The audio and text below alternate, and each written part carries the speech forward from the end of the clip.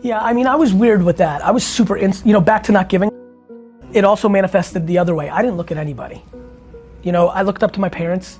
They came to America, they had $100, lived in a studio apartment with 8 family members in Queens, and I just watched them grind in my face every day. We bought nothing. I went on one family vacation my whole life, right?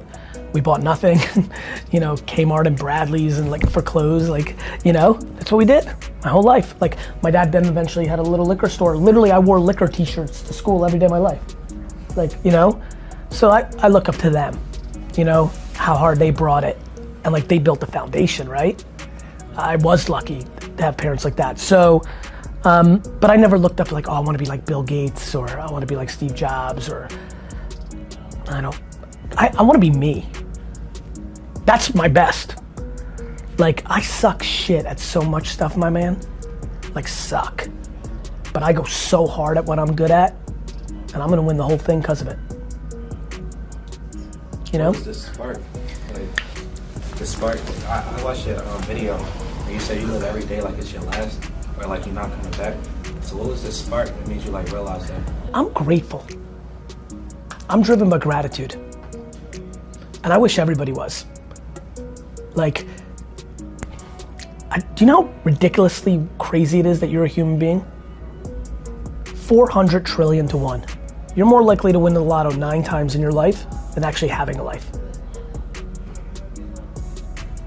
I honestly, to be very black and white on this, I don't know how we can't be thankful. You could have been a tree.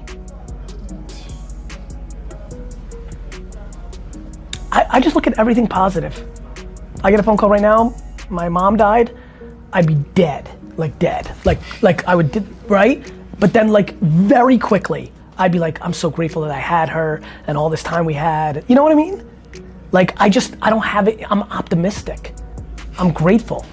And I try to impose that on people who have it more than me and who have less than me, because it's the same game. It's just, you're gonna choose how to look at life. And I think it's chemicals that make you say, fuck, my dad left me when I was 4, I'm in a bad neighborhood, my brother got killed. But I just meet kids who have the same shit every day, and I said I gotta take the family on my back, and I'm gonna do this, and I'm gonna make it to the league, and that's, it's just binary. Either you decide it's shit, or you decide it's your advantage. What I know, for facts, this is facts, because of this, and Instagram and Snapchat and YouTube, people that have chips on their shoulder, that come from shit, have the advantage, because the work ethic and the hunger is now the biggest factor in who's gonna win. And people like my kids who have everything are soft. I think that's it. I don't think my kids wanna work in a room half the size of this for 16 hours a day, because they have a house in the Hamptons. They're just soft. So it's crazy how you'd never believe, I don't even say it because I don't think you'd believe it, and then you think I'm saying it for some bullshit. So I don't say it, but I'm gonna say it anyway. I look and I'm these kids have the advantage. They don't get it, I know they don't think it, and I'll never say it out loud because the world would say, fuck you, you're an idiot. How could you say that? I get it. I don't give a fuck, I know I'm right. And when you believe, and when you actually believe that, shit can get so crazy. If you actually believed it, and by the way, I genuinely believe if I had 900 kids walk through, look just like you, 1, 2 would actually, 3 would actually believe it. Not want to believe it because they think I'm right. Not believe it because most people will not believe it. Actually believe it. They'll win. When I hear people say, it's my dream, it always catches my attention, because I'm always is it? Because when I hear people say, it's my dream, then I'm oh, this is gonna be easy. Hey, Avery, for 5 years, nothing good's gonna happen. You're gonna work at 7-Eleven or at an office or some shit just to pay rent and food, so that the other 7 hours you can work on driving with Avery. Nothing good is gonna happen for 5 years. You're not gonna be fucking Gary Vee, you're not gonna fucking pop, you're not gonna make money, you're not.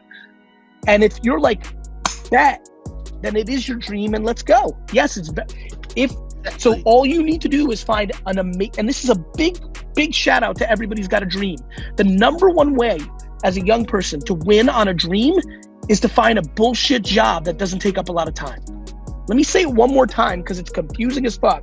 The way you actually, because if you went right out of school and started doing this and you had a couple of dollars saved up and you're couch serving or your parents are paying for it or whatever, cool, but guess what? It's only gonna last 2 or 3 months because you're not gonna, everyone's like, oh, by month 6, I'll be making $100,000 on ads on YouTube. It never happens. So the way to actually live a dream usually is for that dream to be your side hustle, but takes up all your free time because it's your dream now, right? It's not like kinda, it's your dream now. You know, it takes away from 2K, takes away from hanging with your boys. It takes away from having a girlfriend, boyfriend. It takes away from shit. It's a fucking dream. Whether you think we have a ton of time or no time, whichever one you believe in, I can promise you this, the fucking hard work is the cost of entry. You either have such extreme God-given talent that the first thing you write pops off on some Matt Damon, you know, and Ben Affleck shit, right? Or you're like the 99% and you put in the fucking 2 decades and then your moment comes. Take it from a 44-year-old who's twice your age. If I told you right now, you have to put in 22 years of grinding, but at 44 you hit, you would fucking rip your arm off for that opportunity. Yet when you're 22, that sounds like the worst. I don't feel any sympathy or sadness for anybody who cries about it's hard to build an audience, because I want to remind everybody who's watching, when you say that you want to build a big audience, what you're really saying is that you want to live a 1% life. Perfect. I want to live a life where I get to do whatever I want and make enough money to be happy.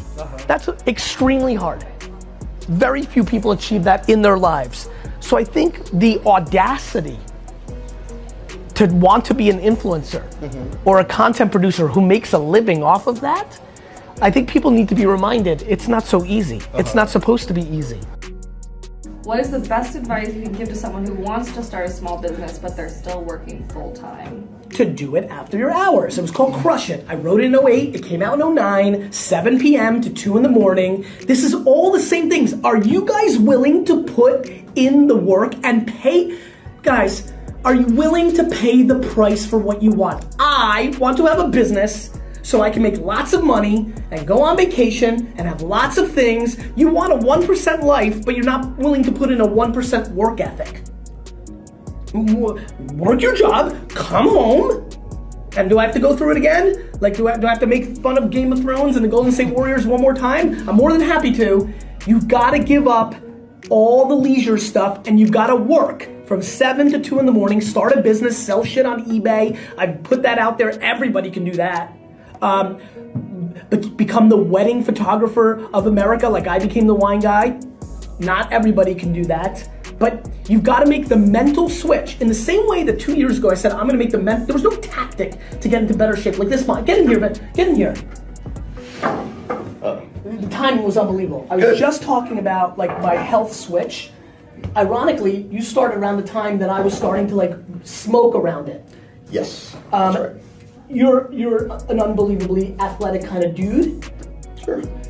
You agree with me that it is a mental switch, not a tactic. There's no like, you're gonna do this. It's binary. Either you're mentally in the place of like, I take this seriously, or you're not. Yeah, because life does whatever it's gonna do. You just kind of decide what you're gonna do around it. So, and that happens with exercise too, I think. So, yeah, just go with it or you don't. 1 or 0. 1 or 0. Talent's real too. Like serendipity happens. Like, Lil Yachty wasn't doing all that much work. Wrote a couple songs in Arkansas State and it went. Happens. It's not the norm. But, you know, listen, life is talent and work ethic. Nothing else. You can work 19 hours a day on beats. If you're not good enough, nothing good's gonna happen. That's just real. Which is why it's important to try and taste shit, because you might be the greatest fucking cook of all time. You might. It's crazy. It's really fucking fucks with me. And it like I'm trying to figure it out myself. I don't have every, I'm not Yoda, you know, like I'm just trying to figure it out too, but like, it's there, man. And the internet makes it crazy. Like, you probably wouldn't watch 700 videos of cooking, you know, back in the day, because whatever played on cable, right? But now you could, right? Like, video games, I'm trying to think back to my days at there were some kids there that could literally become professional video game players. That's now real. People getting paid millions to play video games. There's so much opportunity because of the internet.